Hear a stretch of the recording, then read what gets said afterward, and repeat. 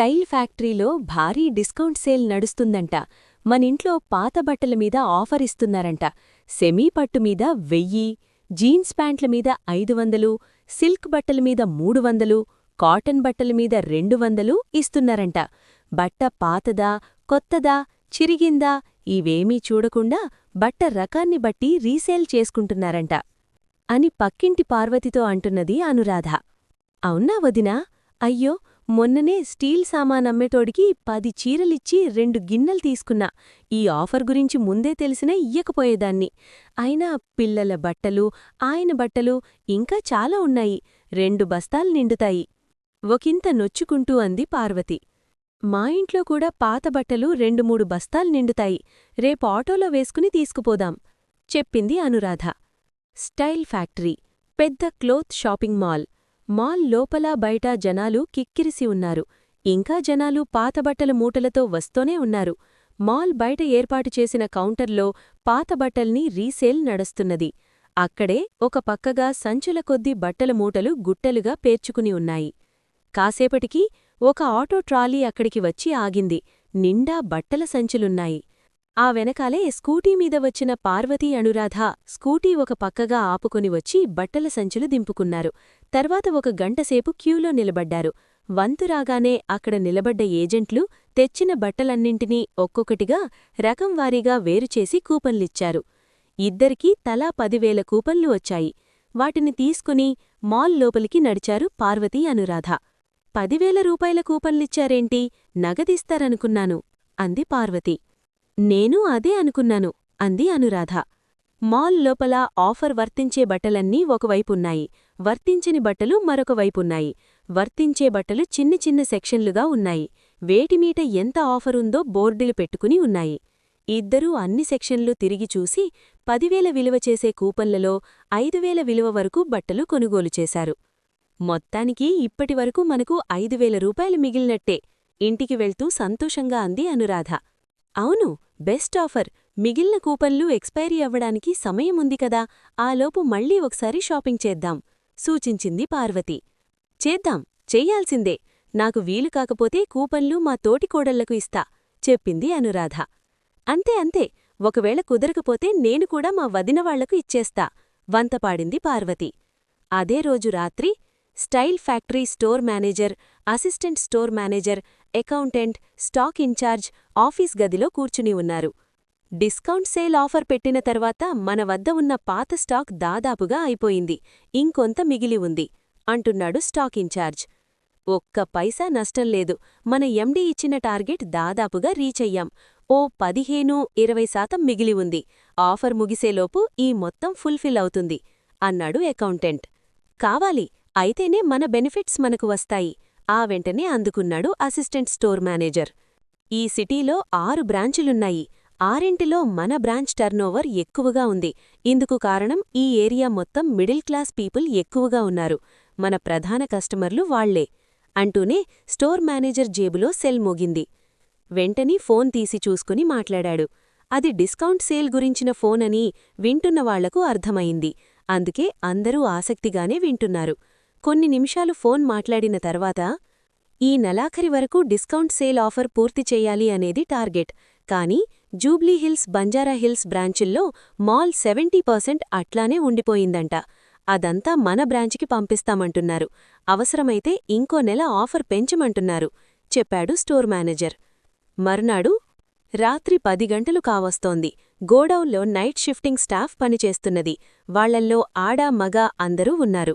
పొడవుగా వరసలుగా పేర్చి ఉన్న టేబుళ్ల మీద బట్టలు కుప్పలు కుప్పలుగా వేరుచేసి ఉన్నాయి. వాటి పక్కన ట్యాగులు కూడా వేరువేరుగా అట్టపెట్టెల్లో నింపి ఉన్నాయి. ఉద్యోగులు ఒక్కొక్కరుగా యూనిఫాంలో వస్తూ బయోమెట్రిక్ చేస్తూ నేరుగా బట్టల కుప్పల ముందు వరసగా కూర్చుంటున్నారు. అట్లా 3 వరసలు పూర్తయ్యాయి. కాసేపటికి supervisor, floor in charge, line in charge అక్కడికి వచ్చి ఆగారు. Night watchman buzzer మొక్కాడు.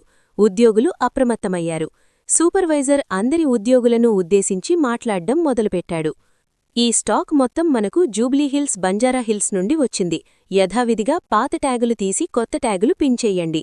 అన్ని ధరల ట్యాగులు మీ ముందున్నాయి. జాగ్రత్తగా వినండి. మన దగ్గర 499 రూపాయల నుండి బట్టల ధర ప్రారంభమవుతోంది. ఇట్లా 1000 లోపు డ్రెస్సులకు 200 ధర పెంచండి. 499 డ్రెస్సుకు 699 ట్యాగు, 599 డ్రెస్సుకు 799 ట్యాగు అట్లా వేస్తూ వెళ్ళండి. 999 నుండి 1499 వరకు ఉన్న డ్రెస్సులకు 300 పెంచండి. 1499 నుండి 2099 వరకు ఉన్న డ్రెస్సులకు 500 చొప్పున పెంచండి. 3000 పైన ఉన్న డ్రెస్సులకు 1000 రూపాయలు పెంచండి. ఏ డ్రెస్ మీద ఎంత పెంచుతున్నారో సూచిస్తూ అదే ట్యాగ్ మీద స్టిక్కర్ అతికించండి. ఆ స్టిక్కర్లు కూడా మీ ముందున్నాయి. ఇందువల్ల సేల్స్ బాయ్స్ గర్ల్స్ ఇబ్బంది పడకుండా ఉంటారు అంటూ తన బాధ్యత ప్రకారం సూచనలిచ్చాడు. తెలిసిన సూచనలే అయినప్పటికీ తమ విధి ప్రకారం నిశ్శబ్దంగా విన్నారు. తర్వాత తమ పని మొదలుపెట్టారు. మరికాసేపటికి లైన్ ఇన్ఛార్జ్ వరుసల మధ్య తిరుగుతూ ట్యాగులు, బట్టల క్వాలిటీ చెక్ చేసుకోసాగాడు. ట్యాగింగ్ పూర్తయిన బట్టలను ఆయా విభాగాల వారీగా క్రమపద్ధతిలో అమర్చడం కోసం ఫ్లోర్ ఇన్ఛార్జ్ ర్యాక్లు సిద్ధం చేయించసాగాడు. సూపర్వైజర్ అక్కడి నుండి అండర్గ్రౌండ్లో ఉన్న మరో విభాగంలోకి వెళ్ళిపోయాడు. పక్కపక్కన ఉన్న ఇద్దరు ఉద్యోగస్తులు మాట్లాడుకుంటున్నారు. అవును, ట్యాగులు మార్చడం దేనికి?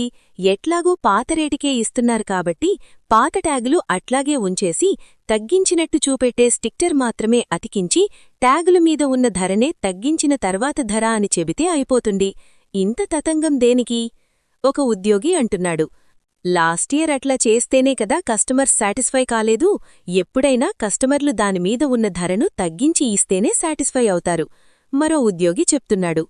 ఒకరోజు సాయంత్రం ఇంటి ముందు అరటి చెట్టు వద్ద పాదులు తీస్తున్నాడు స్టైల్ ఫ్యాక్టరీలో సేల్స్ ఎగ్జిక్యూటివ్గా పనిచేస్తున్న కైలాస్. అతనికి భార్య వసంత సహకరిస్తోంది. అక్కడే ఒక పక్కగా మంచం మీద కూర్చుని ల్యాప్టాప్లో ఏదో వర్క్ చేసుకుంటున్నది కూతురు 20 ఏళ్ల కరుణ. కాసేపటికి, అంకల్, మీరు పనిచేసే ఫ్యాక్టరీలో డిస్కౌంట్ ఉందంటగదా? కైలాస్ను అడుగుతూ వచ్చింది కూతురు వయసున్న పక్కింటి అమ్మాయి సరిత. అవును నానా, బ్రాండెడ్ బట్టలు మంచి తగ్గింపు ధరలకు ఇస్తున్నారు. రిఫరెన్స్ అడగరుగాని నా పేరు చెప్పి రాయించు, అదనంగా 2 కూపన్లిస్తారు అంటూ తన ఐడి నంబర్ చెప్పాడు కైలాస్. సరే సరే అంకల్ అంటూ చెప్పిన ఐడి నంబర్ని సెల్ఫోన్లో సేవ్ చేసుకుని తర్వాత కరుణవైపు చూస్తూ ఫ్రెండ్లీగా ఒకసారి విష్ చేసి వెళ్ళిపోయింది సరిత. కరుణలో ఏవో ఆలోచనలు మెదిలాయి. కాసేపు తనలో తానే ఏదో ఆలోచన చేసుకుని తర్వాత, అవును డాడీ, నాకర్థమైతలేదు. బట్టలమీద అదనంగా వేసిన ధరను కూపన్ కింద కట్ చేస్తారు. ఒరిజినల్ ధరకే డ్రస్సులమ్ముతారు. ఇందువల్ల ఫ్యాక్టరీకి ఏం లాభం? పైగా ట్యాగుల ఖర్చులు, పాత బట్టలు తీసుకుంటామనే ప్రచారం ఖర్చులు, ఉద్యోగుల నైట్ షిఫ్ట్లు ఇవన్నీ ఎగిస్ట్రానే గదా? గొంతు తగ్గించి అడిగింది. అందుకు కైలాస్ కూడా గొంతు తగ్గించి, ఎందుకు లాభం లేదు బిడ్డా, ఎవరి లెక్కలు వాళ్లకుంటాయి. స్టాక్ మొత్తం అమ్ముడుపోవడం మెయిన్ టార్గెట్. డిస్కౌంట్ పేరుతో ఈ టార్గెట్ పూర్తవుతుంది. కొత్త బట్టలు తయారీకి దారపు పోగులు అవసరం. ఈ పాత బట్టలు రీసైక్లింగ్ చేసి ఫైబర్ రికవరీ చేస్తారు.